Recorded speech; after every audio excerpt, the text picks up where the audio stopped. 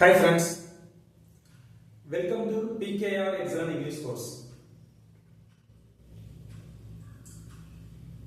PKR Excellent English course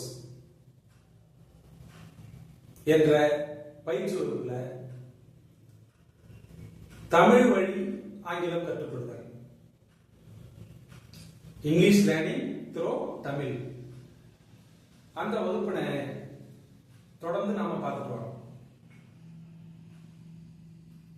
அந்த வகையில last கிளாஸ்ல using of modal auxiliary verbs in sentences, அதாவது இங்கிலீஷ்ல ஒரு வாக்கியத்துல மாடல் ஆக்சிலரி வெர்ப்ஸ் யூஸ் பண்றது எவ்வாறு என்பதை பத்தி பார்த்திருக்கோம். can, could, shall, should, will, would, may, might, need, used to. These are all modal auxiliary verbs. இந்த modal auxiliary verbs in today's class we are going to see how to use shall, will, would and might. இந்த model auxiliary verbs எல்லாம் use பண்ணது எவ்வாறுங்கறத in this class we are going to see now. இன்றைய வகுப்புல நாம அதை பார்க்க போறோம்.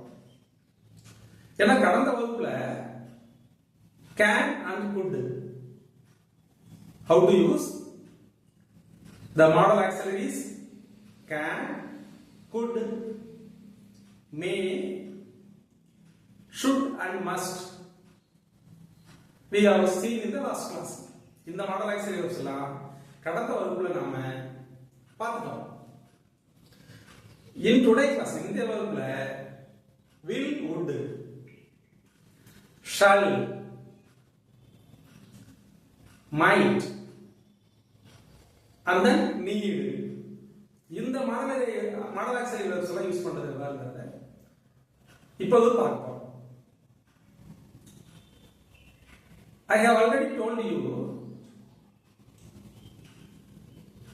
modal auxiliary verbs are very easy to use in sentences because these verbs have a special meaning.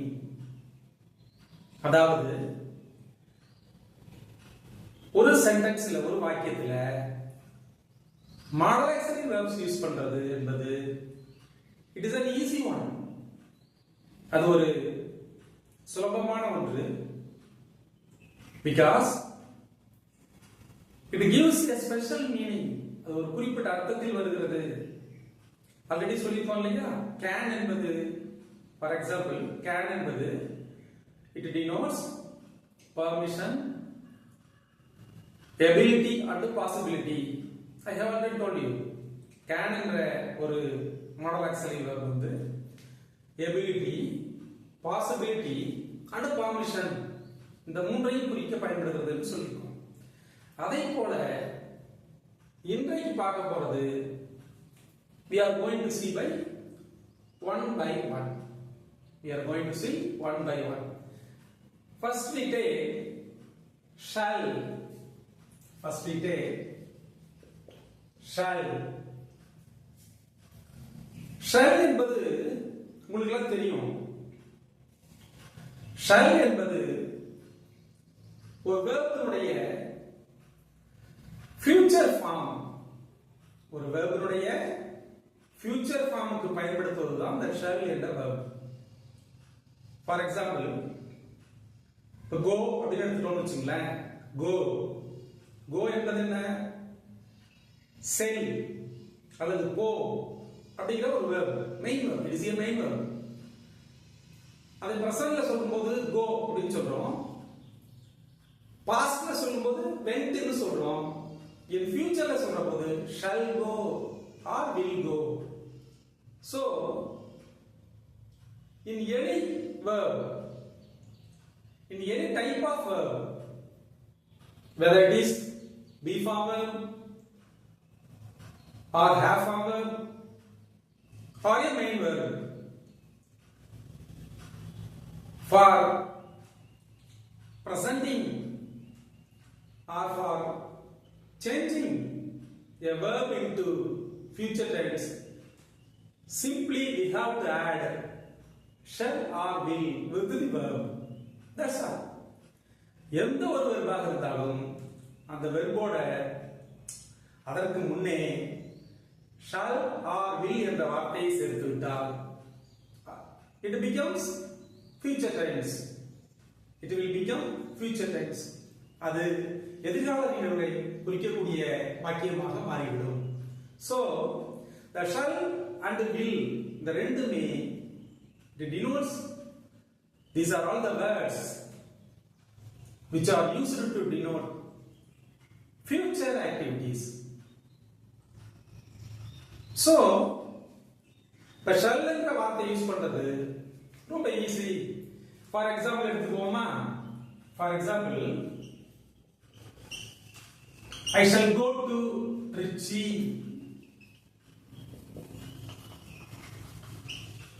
tomorrow. I shall go to Trichy tomorrow. இந்த example பாருங்க.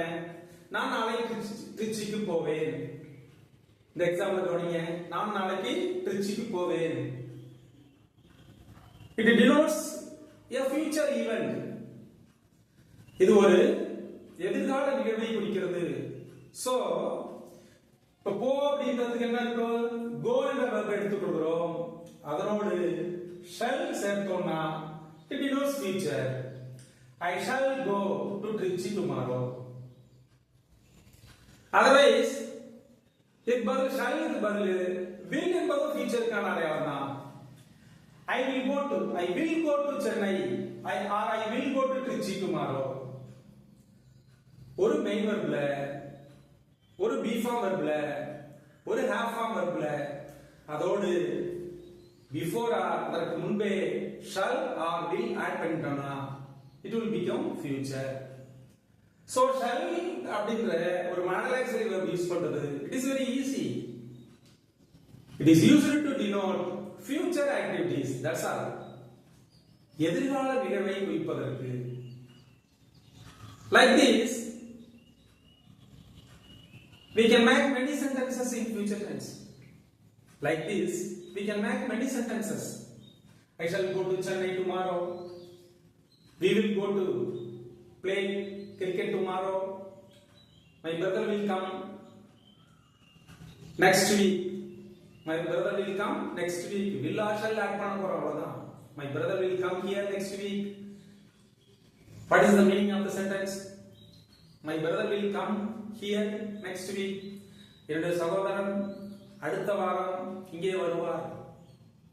என்னுடைய சகோதரர் அடுத்த வாரம் இங்கே வருவார். It denotes a future activity.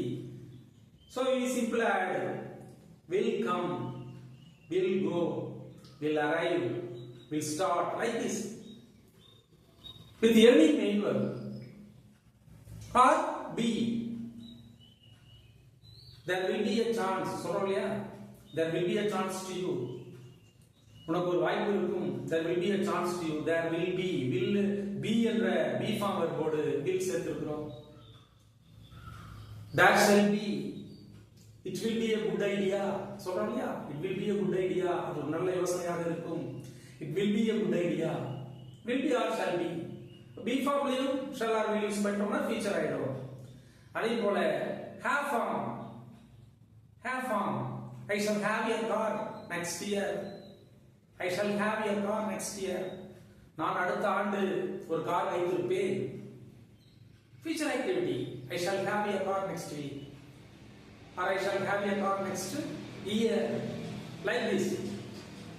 ஒரு be form verb-ஓடையோ ஒரு have form verb-ஓடையோ ஒரு main verb-ஓடையோ we have to simply add shall or will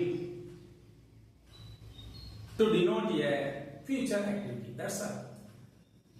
So will and shall இந்த ரெண்டு modal auxiliary verbும் future activities காக பயன்படும். I think you are clear now. இந்த examples மூலமா இது உங்களுக்கு புரிஞ்சிருக்கும்னு நினைக்கிறேன். Then next we go to how to use might. How to use might in the auxiliary verb.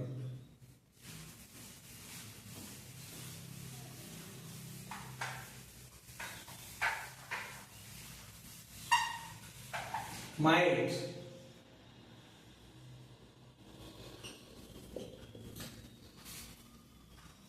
It is also a modal auxiliary verb. Might. It is also a modal auxiliary verb. It is the past tense of might. Sorry, may. It is the past tense of may. We have already seen in the last class how to use may in sentences. May என்ற ஒரு modal auxiliary verb இருக்கு. It denotes permission and future predictions. Last class பார்த்திருக்கோம். May என்ற ஒரு modal auxiliary verb பார்த்திருக்கோம். It denotes permission and future predictions. அதாவது ஒரு அனுமதியை குறிக்கக்கூடிய வாக்கியங்களையும் future predictions எதிர்காலத்தில் நடக்கக்கூடிய உத்தேசமான நிகழ்வுகளை குறிப்பதற்கும் மே என்ற modal auxiliary பயன்படுத்தலாம் அப்படின்றத we have seen in the last class. Here might என்ற modal auxiliary verb யூஸ் பண்றோம். So the might என்பது it is the past tense of the modal auxiliary may. May என்ற அந்த modal auxiliary verb உடைய past tense கடந்த காலத்தை குறிப்பதுதான் might.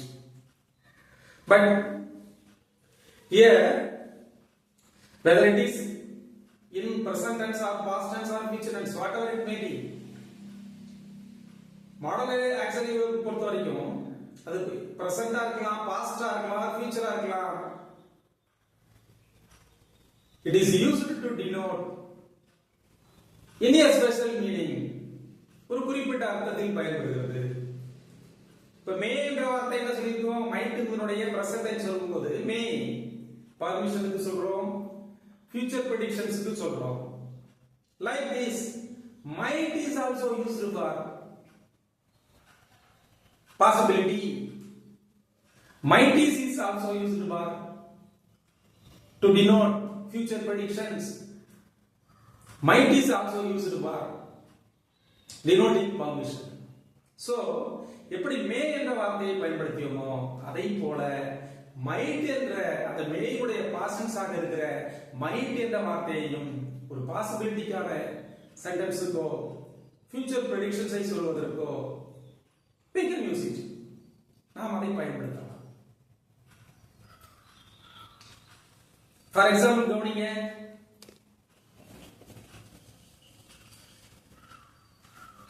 It might rain tonight. It might rain tonight. The example பாருங்க. What is the meaning here? It might rain tonight. இன்றிரவு மழை பெய்யலாம். It denotes a possibility. இன்று இரவு மழை பெய்வதற்கான வாய்ப்புகள் இருக்கின்றன. அதை சொல்கிற பொழுது எப்படி it may rain tonight may வைத்து சொன்னோமோ அதை போல we can use might for this same sentence. may வச்சு சொல்ற அதே சென்டென்ஸ்க்கு might என்ற வார்த்தையை நாம பயன்படுத்தலாம். So it may rain tonight. இன்றிரவு மழை பெய்யலாம். Possibility. My brother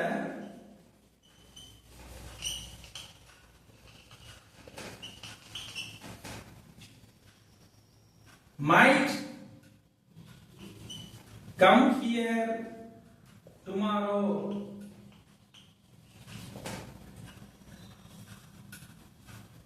My brother might come here tomorrow. What is the meaning of the sentence? என்னுடைய சகோதரர் நாளைக்கு இங்கே வரலாம். என்னுடைய சகோதரர் நாளை இங்கே வரலாம். It denotes a future activity. It denotes a possibility. ஒரு வாய்ப்பை, ஒரு எதிர்காலம் நடக்க இருக்கக்கூடிய ஒரு நிகழ்வை சொல்லக்கூடியதாக இருக்கிறது. So my brother might come here tomorrow. மே என்பது எப்படி யூஸ் பண்ணணுமோ அதை போல might என்ற வார்த்தையை பயன்படுத்தலாம். இப்படி shall ஃபியூச்சரை குறிக்கிறது, will ஃபியூச்சரை குறிக்கிறது. அதை போல might என்ற modal auxiliary verb possibility or future predictions அதை குறிப்பதற்காக பயன்படுத்தி we can make sentences. Okay, then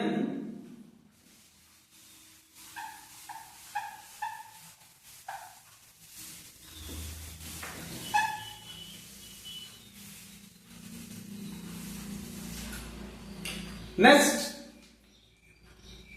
modal auxiliary verb is going to see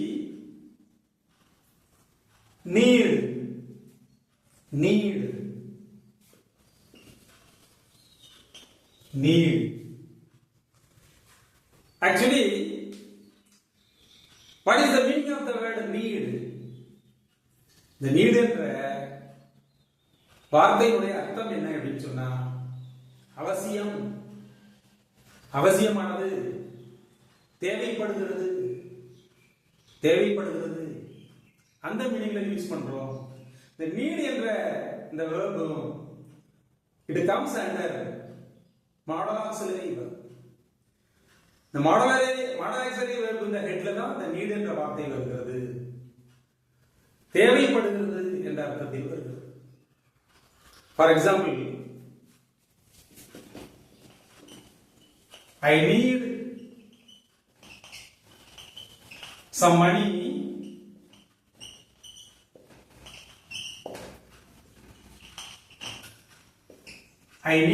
money to buy this pen. Please see this example. இந்த உதாரணத்தை கவனிங்க. I need some money to buy this pen. இந்த பேனாவை வாங்குவதற்கு எனக்கு கொஞ்சம் பணம் தேவைப்படுகிறது. சோ தேவைப்படுகிறது என்ற மீனிங்ல சொல்றோம் இல்லையா, இந்த பேனாவை வாங்குவதற்கு எனக்கு கொஞ்சம் பணம் தேவைப்படுகிறது. டைரக்டா தேவைப்படுதல் அப்படின்றதுக்கான ஒரு modal auxiliary verb-ஆக இந்த need என்ற வார்த்தையை பயன்படுத்துகிறோம். இந்த need என்ற அந்த modal auxiliary verb மட்டும் பயன்படுத்துகிறோம். இங்கு ஒரு மெயின் verb நம்ம சேர்க்கல, ஒரு be form சேர்க்கல, have form சேர்க்கல, need என்ற வார்த்தையை மட்டும் எடுத்துக்கிறோம். இப்படி சொல்றோம் இல்லையா, I need some milk, I need some water, I need some ink. ஒரு பொருள் நமக்கு தேவைப்படுகிறது, அதை குறிப்பிடுகிற பொழுது இந்த need என்ற வார்த்தையை I need to go there, நான் அங்கே போக வேண்டி இருக்கிறது. I need to go there, நான் அங்கே போக வேண்டிய அவசியம் இருக்கிறது, தேவை இருக்கிறது. அப்படி சொல்கிற பொழுது ஒரு மெயின் verb சேர்க்கிற பொழுது to go, நீடோட இடையில to சேர்த்து அப்புறம் ஒரு மெயின் verb சேர்த்து சொல்லலாம். பட் need என்ற வார்த்தையை தனியாகவும் பயன்படுத்தலாம். அதான் எக்ஸாம்பிளா சொல்லிருக்கோம். we need some money, we need some food, we need some ink, we need some water, like this. இதையெல்லாம் பார்த்தீங்கன்னா தெரியும், need என்றது தேவைப்படுகிறது என்ற அர்த்தத்திலே அது ஒரு modal auxiliary verb-ஆக பயன்படுத்தப்படுது. So இன்றைய கிளாஸ்ல modal auxiliary verb என்று சொல்லக்கூடிய